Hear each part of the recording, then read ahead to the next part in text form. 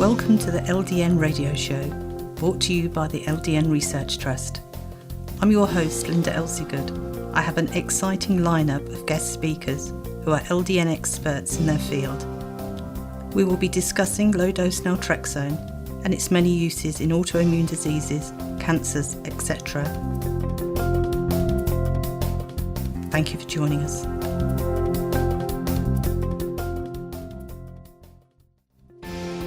We are proud to announce Care First Specialty Pharmacy support Dr. Jill Cattell and the Lackey Clinic by giving something back. They are sponsoring 20 patients who have LDN scripts who will receive LDN free on an ongoing basis. The LDN Research Trust, Dr. Jill Cattell and the Lackey Clinic would like to say a big thank you for their generosity. Care First Specialty Pharmacy, a nationally accredited PCAB and ACHC compounding pharmacy. They compound LDN in immediate release scored tablets and they ship for free to 28 states and the US Virgin Islands. Visit cfspharmacy.pharmacy. Today I'm joined by pharmacist Dr. Andrew Stein from Johnson's Compounding and Wellness. I must get that the right way round. Thank you for joining us today, Andrew. Thank you very much. I appreciate you having me. So tell us, who are you? You know, where did you train? What are your qualifications? What experience have you had? Absolutely. So my name is Andrew Stein. I'm a pharmacist, graduate of Massachusetts College of Pharmacy and Health Sciences in Boston in 2005, and I've been a compounding pharmacist for the past 12 years. I trained my initial training was at the PCCA, which is the Pharmacy Compounding Centers of America, and I graduated kind of a little certificate program from them and developed my processes over the last 12 years. I've been working with low-dose naltrexone probably now more exclusively for the last 5 years. Mm-hmm. Okay, so if you've been doing that exclusively for 5 years, you must be very well experienced in LDN. And what formulations do you make LDN in? So we provide LDN in a multitude of different varieties. So we do the traditional capsules, we do creams and ointments, as well as we now have an ophthalmic eye drop for LDN delivery as well. An eye drop? Yeah, absolutely. Wow. So we found that for chronic dry eye, it's been pretty helpful. Mm-hmm. Amazing. Because, I mean, people with Sjogren's syndrome, one of their symptoms are dry eyes. So that might be something to consider, definitely. So what dosage forms do you do your capsules in? Capsules, we typically use a clear capsule and an inert filler, usually microcrystalline cellulose. We've used rice flour or other fillers if need be. Typically, though, most folks do well with microcrystalline cellulose, and the rest are rice flour. Mm-hmm. We don't add any dyes or artificial ingredients. Okay. And are your capsules suitable for vegans? Yep, we do have a vegetarian capsule, a cellulose capsule. Okay. That would comply. And do you make any sublingual drops? We've made sublingual tablets, and we can make sublingual drops. However, the beyond use date shelf life is much longer if you can make it as a capsule or tablet versus a drop. Okay. So with the drops you put under your tongue, and you do the same with the tablet, do you? That's correct, yeah. It's almost like a miniaturized Tic Tac. Okay. Mm-hmm. Fantastic. So from your 5 years of completely focusing on LDN, have any of your patients reported to you any negative side effects? Negative side effects are almost none. I mean, the main complaint we would get, if there is a complaint, would be vivid dreams. And it's not necessarily that they're bad dreams, it's just very vivid. There could be other sleep disturbances, but we haven't really seen much of it. It's mostly well tolerated. Folks with GI issues tend to do pretty well with it. And really, just vivid dreams is the only feedback that we've gotten as far as a negative adverse effect. Mm-hmm. And most doctors now say that, LDN isn't a standalone treatment, that they use other therapies or supplements or recommend a different diet to go alongside of LDN. Do you know what your patients take as well, or lifestyle changes with LDN? We don't know always. I do know we have kind of a bridge therapy where if they're taking chronic opiates to try to eliminate the opiates before they go on the LDN, we've used ketamine as a bridge therapy where we'll use ketamine nasal spray as they reduce the amount of opiate needed to control pain before they can jump on the LDN. Mm-hmm. So it is a very targeted and strategized approach in order to get them from chronic opioid use to LDN. Because it's a shame, isn't it, that there are so many people who are addicted to opiate painkillers. I mean, they are dependent. It is. It's awful. And you're right. It's a chemical dependence, which becomes an emotional dependence for some.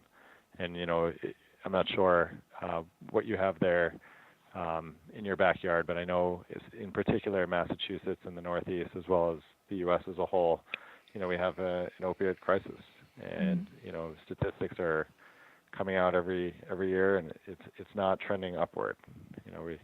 We're aware of it, and at least there's awareness now where I feel like there wasn't before, but it's still staggering to see the amount of deaths caused by, everyone says opiates are kind of the gateway into harder and worse things. Mm. And hopefully that LDN will help turn the tide against the opioid addictions. There are researchers. Sorry. I apologize. Oh, no. I was going to say with LDN, if it was more first-line therapy as opposed to almost, third, fourth, fifth-line therapy, I think that would be a big contributing factor into trying to reduce the amount of opioids that are in circulation. And many doctors and researchers are showing that using ultra low dose LDN, minuscule doses, whilst the patient is still on the opioids, it has been shown that the opioids work more effectively for the pain, and that then the doctors are able to then reduce the amount of the opioids and wean patients off it that way. So that is something really different than what is thought to be the norm. And it's great too that as more time goes on, we're learning more and more. Mm-hmm. I feel like the amount of disease states that are being treated by LDN and the new approaches with ultra low dose naltrexone is providing more and more information that's going to be beneficial to patients who really could use it and those that rely on it now. Yes. I mean, we have listed 140 different conditions that LDN could possibly help with, but that list grows all the time, and there are the different things that I just think, wow, yeah, I didn't know that. Yeah. Well, we know that children take it for autism and pediatric Crohn's and arthritis, allergies, eczema, that kind of thing. And then you have psychologists and psychiatrists using it for mental health issues. And post-traumatic stress is a really good one. And traumatic brain injury is another one. It just blows me away, all these different things that, LDN can help. And of course, I was thinking people that suffered from post-traumatic stress were veterans, but rape victims as well, so it doesn't have to be somebody who's a war veteran at all.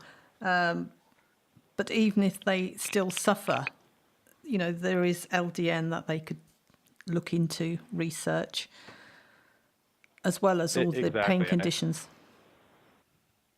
You think about the classic movie, One Who Flew Over the Cuckoo's Nest, and you wonder, what the information they didn't have back when that movie came out versus how advanced we've become since then, and how much more aware we are of mental illness, and we still have a lot more to grow. Mm-hmm. But there is definitely a place with LDN in that treatment strategy. Do you know what conditions your patients use LDN for? We see for a whole barrage. I think for most, we see it with MS and more autoimmune related. But I mean, I would, as you said, there's over 140 disease states where LDN could be useful, and we definitely don't have one of each condition, but we span many of them. Absolutely. Mm-hmm. And what dose? So I would think autoimmune, I think, would be the overall majority of our patients. Mm-hmm. What dose normally do your patients start LDN at? Yeah, we typically do a 1.5 milligram capsule, and the patients will either use it for a week or two, and then bump it up to 3 milligrams, and then use that for a week or two, and then bump it up to 4.5 milligrams. Mm-hmm. However, every patient's different, and some patients receive the amount of benefit they need at just 1.5 milligrams and never ramp up. Mm-hmm. Some stop at 3. Most go to 4.5, and then even from then, you can go to 6 milligrams and 8 milligrams as well that we've seen. Well, this is the thing, isn't it? Everybody's individual. Everybody's disease is different. It's really down to the individual. But it isn't a case of the higher the dose, the better the benefit. Because as you were saying, some people at 1.5 is the right dose for them, that they get amazing benefits, and go higher, they don't do so well. So if you start at 1.5, what do you do for the people who want an ultra low dose? Are you set up to make capsules in a lower dose, or would they have to? Absolutely.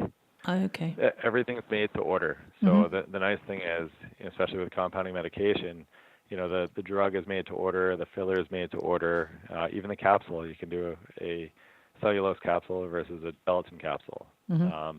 And yeah, whatever, and everybody metabolizes things differently. As you said, everyone's patient's response to either medication or stimuli or pain is different as well. So everything is customizable, and if 1.5 milligrams was just too much, typically, we can go down to 1.25 milligrams or 1 milligram. We can even make 0.1 milligram capsules, and they can take however many are needed to get the desired effect of, for their response. Mm-hmm.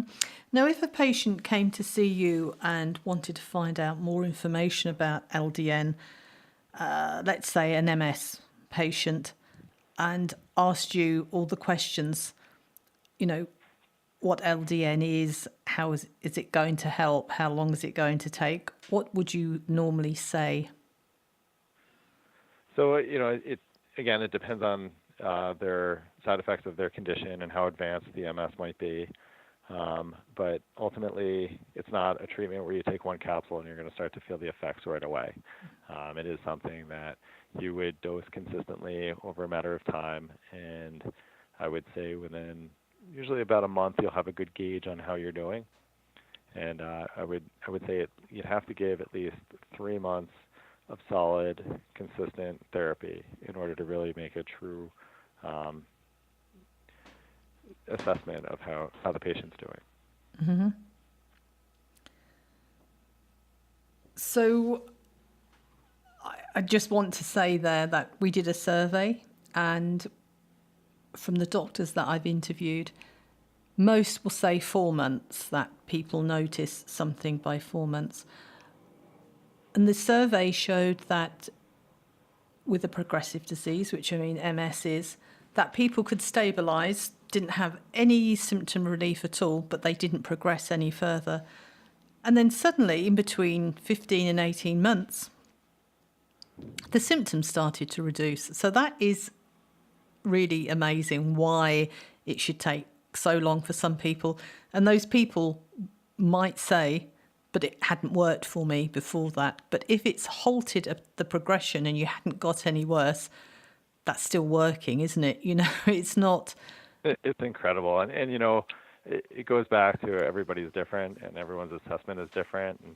And to parallel this to other things we see in the pharmacy world, where if you're taking a blood pressure medication and you take a blood pressure tablet, you know, you can measure the results from your blood pressure. You don't feel any different necessarily, but you know, your blood pressure might go from 140 over 80 to 120 over 70. Mm-hmm. And you can see that measured result. But pain is different, and symptom progression in MS is different. And as you said, it's definitely a win to stop progression. Mm-hmm. And then you can come back from that. It's just incredible. It's amazing. It's amazing to see the people's reactions and how excited they get. And, you know, they can live their normal life again. You know, they don't come to us because they want to be a patient at Johnson Compounding and Wellness. They come to us because there's a problem.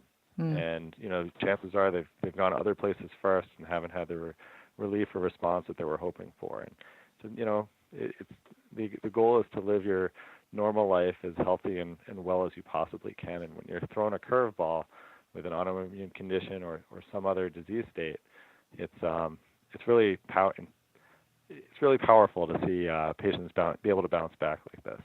Yes, exactly. And do you have any children who take LDN? Do you know? We do, yeah. We definitely have some children that are on Low Dose Naltrexone. Mm-hmm. And have you had any feedback from either the parents or the doctors? We have had some positive feedback with using it for an eczema treatment, mm-hmm. Especially if they don't want to be using a steroid, and to use an alternative low-dose naltrexone with a vitamin B. We've had positive feedback there, and we have seen some with behavioral issue and kind of calming the child down, which has been positive as well, especially, I think you touched on it before, but with our autism or spectrum patients, mm-hmm. where it can be very tricky and challenged to communicate as it is, to be able to be part of that process and using LDN as adjunct therapy has been beneficial. And for the eczema, do you use a cream that you put on the eczema, or do you still, did they take it orally? Depends on how progressive it is and how bad the condition is. But we have done it where it's both a topical and oral, and then we've done some where it's just topical. Mm-hmm. I mean, I've never used the topical cream myself. And how do you know how much to put on? Enough to coat the area. A thin layer to coat the area, and you want to rub it in for typically about 30 seconds just to make sure you get full absorption of that. Mm-hmm. So does the actual amount of the low-dose naltrexone in the cream matter? Can you be taking too much or not enough? That's what I was trying to get my head around. Sorry, not asking the question properly. Okay, so can you be taking not enough to treat the eczema? Yeah. So, yeah, I mean, it depends on how big the area of the eczema is. If it's patchy and it's located to one spot, the cream is a good option. Mm-hmm. If it's general eczema, kind of presents everywhere bilaterally or somewhere else, then it's probably just a better idea to take the oral. Otherwise, you're rubbing kind of cream. You know, if it's itchy though, it's a nice topical just to put on for a short term. Okay. While you wait for the oral dose to kick in, mm-hmm. take effect. And is the topical cream mainly used for the children who've got autism, or do they manage to... No, not necessarily. Okay. No, it's, yeah, I mean, they could be used for anybody. And to be honest, if, you know, every once in a while I'll break out with eczema and, you know, it's itchy and I have terrible control when it comes to that, so I'll itch. So having a naltrexone cream has been beneficial, and just to kind of cool the area down, take off the edge of the itch, and you know. And what about because people take steroid creams, as you were saying. But if people had allergies that made them come out in a rash, could the cream be used for that as well? For an allergenic response, I probably wouldn't do that yet, but knowing naltrexone, it probably would work. Okay. I mean, if it's more, go ahead. I'm sorry. I've been to the US quite a few times now, and it would seem to me that there is quite a few people that suffer quite badly with the air quality, having allergies. Would you say that is fair comment on the East Coast? Absolutely. Yeah, we have terrible allergens with ragweed, grass, tree pollen. Yes. Now, my understanding is that LDN works quite well. Has that been your understanding as well for these allergies? I can see how it would work. We haven't entertained it yet as far as getting an allergist on board with us. But, I mean, by all means, with the autoimmune responses, it seems like it's right in, it's a perfect fit. Well, I mean, that would be quite something, wouldn't it? Absolutely. Because people spend a fortune, don't they, on trying to get their heads clear of these. Oh, my goodness. Between the Sudafed, the eye drops, the Claritin, it's pretty amazing. Yeah. You just keep throwing more antihistamines at it, and then you get histamine overload. So it would be quite a Band-Aids on top of Band-Aids. But to treat the root cause, I mean, and that's what LDN, in my opinion, seems to do, rather than just treating the symptoms, like you were saying about the other medications. Maybe we ought to try and get an allergist on board, and I will see what I can do for the next conference, see if we can find one who will come and give a talk. So, from your experience with LDN, you were saying that there weren't any particular side effects.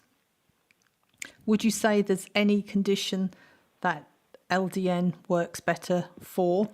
I mean, you mentioned autoimmune diseases and obviously pain, but would you have a top condition that you think LDN works exceptionally well for?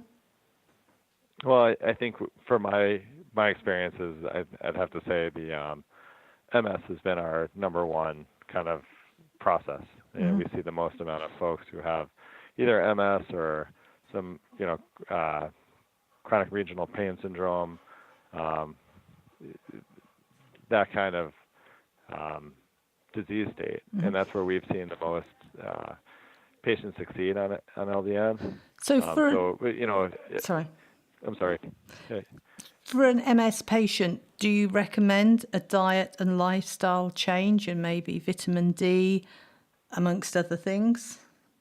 So yes, absolutely. And we have a lot of patients also who use high dose biotin, as well as here at Johnson Compounding and Wellness, we have a functional medicine physician on staff, a naturopathic physician, as well as a dietitian.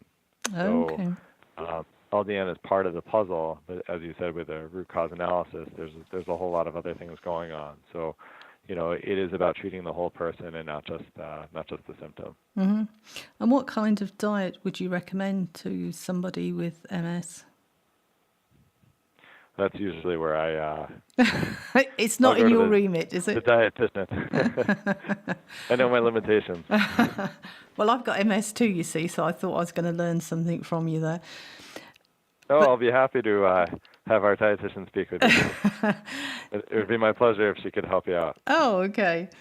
Well, my diet's a bit of a nightmare because I've had SIBO, and I thought it was normal for me to suffer with stomachache until Dr. Leonard Weinstock, who's a gastroenterologist, told me it wasn't normal and it could be treated.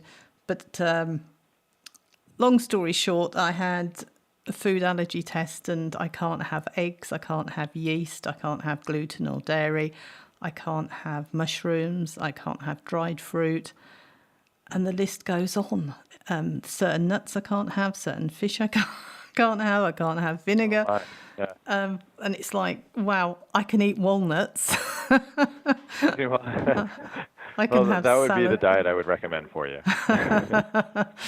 So that makes life tricky. But I do know now, and I think when you follow a strict diet and you eliminate the foods that don't suit you, when you do have something you shouldn't, you notice it more than you did before, because your body is used to not having it in there at all. So that is okay until you're not at home and you're not in control of what is in your food. And it's surprising, you can go out for a Sunday lunch and they toss the vegetables in butter. Why do that? Why do that? Just give me the vegetables without the butter. And so I'm one who has a food allergy to tree nuts, so those walnuts would do me in. But I have the same thing. I have to be aware of what things are cooked in and different, the different uses of tree nuts in cooking. So you have it worse than I, but I feel your pain. Well, I had took my grandson out for a meal, and he said, "Can I take a friend?" So I said yes. So the friend's mum came round with a pack, and she said he has a nut allergy, and his I can't remember what the liquid was, but if he's epinephrine. Yeah, I think so. If he can't breathe, you give him one spoonful of this, he should be fine. But if he then can't breathe at all, here's an EpiPen, and you have to call the emergency services. And I was thinking, do I really want to take him? I was so petrified that there would be peanuts in something that I didn't know. But you can't really penalise a child, can you, and say you can't come because I'm too worried. But I was checking everything. And it's even worse when it's not your own child, isn't it? And suddenly to be told, wow, not good. So it's been absolutely amazing with you. Before we go, being a compounding pharmacy, obviously you compound loads of different medications. Are there any medications that you compound to go alongside of LDN, or is it just mainly vitamins and supplements that the patients use? So usually it's an approach that is designed for the patient. So what will happen is we'll be referred to by a physician for a patient to come to us, and the LDN might be in combination with some more drug therapy, or as we discussed before, with kind of vitamins, supplements, nutrients, or dietitian consult. So the nice thing is it could be the LDN standalone, or it might be the LDN in combination with a greater treatment plan. And of course, it's nice to have a face-to-face consultation with your pharmacist. If you have any problems with your medication, for example, people who take thyroid medication usually find they have to taper the thyroid medication down because the LDN is helping it be more efficient, or the absorption to be a little bit better. Yeah, exactly. But it's nice to have somebody to speak to and say, this is how I'm feeling. What do you think I should do?